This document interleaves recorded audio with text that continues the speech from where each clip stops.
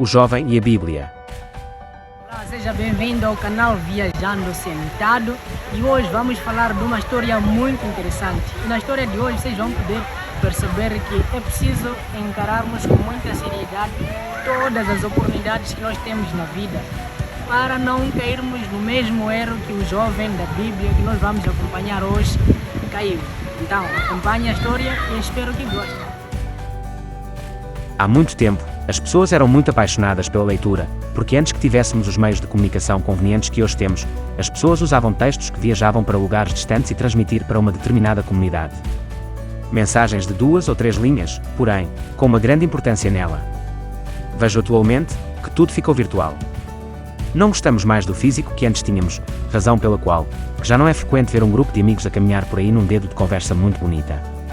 Já não é possível ver jovens sentados a fazerem piqueniques ou atividades que não incluam o mais famoso celular, muito pelo contrário, tudo passou a ser mais virtual. Há mais grupos no WhatsApp que grupos físicos. Uma vez, um casal jovem que havia namorado por um período de 7 longos e bons anos, decidiu sair e arrecadar fundos para a cerimónia do seu casamento. Antes de tudo, conversaram ao máximo se era aquilo que os dois realmente queriam. O que os dois queriam era casar, ter muitos filhos e serem felizes para sempre.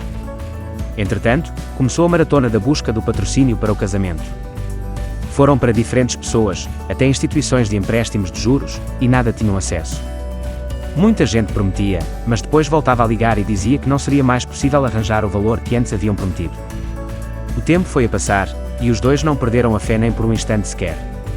E como última de alternativa, o homem se lembra de ter um tio Fernando, parente materno que possuía diversos bens e materiais, pelo menos no que se refere ao dinheiro, ele não tinha problemas. Uau! Que grande solução, disseram os dois. Foram até a casa do tio Fernando para pedir aquilo que mais precisavam naquele momento. Com toda a certeza que em casa do tio Fernando há muitas iguarias e no que se trata de dinheiro, ele não estava com índices de alguém que estivesse a passar mal. Tio, viemos hoje pedir que nos ajude com um certo valor para sustentar a nossa cerimónia de casamento, visto que já namoramos cerca de 7 anos e hoje temos a certeza de quem somos e para onde é que nós os dois queremos chegar. Tudo bem, meu sobrinho.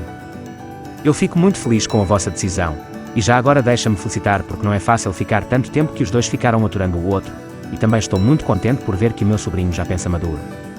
Na verdade, eu tenho dinheiro para apoiar o vosso matrimónio, mas para o efeito, eu dou uma condição.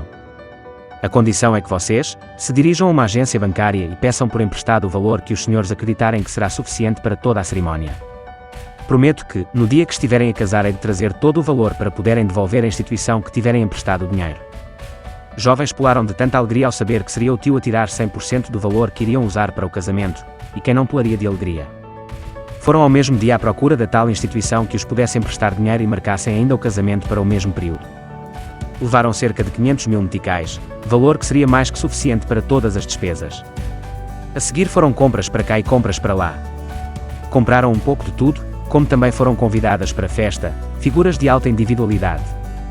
As coisas estavam um mar de rosas até o momento em que são proferidos os votos de amar-te para toda a eternidade ou até que a morte nos separe, mas no coração dos dois jovens, não havia nenhum momento mais importante que o que haveriam de receber o dinheiro com o tio. Tal como ele havia prometido.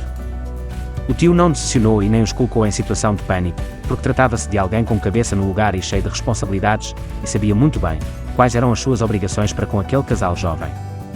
Portanto, já estavam no momento mais esperado da festa, sendo a recepção dos presentes que os convidados tinham para o casal jovem. O tio, sabendo ter o presente mais especial, ficou atento para que todos entregassem primeiro e que ele fosse o último a entregar.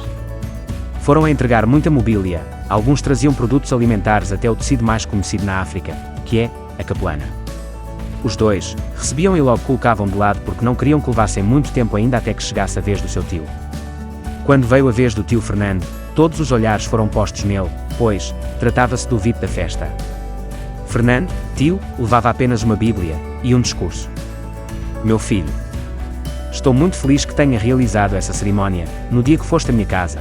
Eu até pensei que fosse mais um daqueles planos dos jovens para manipular e gastar dinheiro em coisas que não têm chão, mas eu vejo que o senhor é maduro e tornou-se num adulto que dá orgulho não só a mim, mas também a sua mãe que é a minha amada irmã.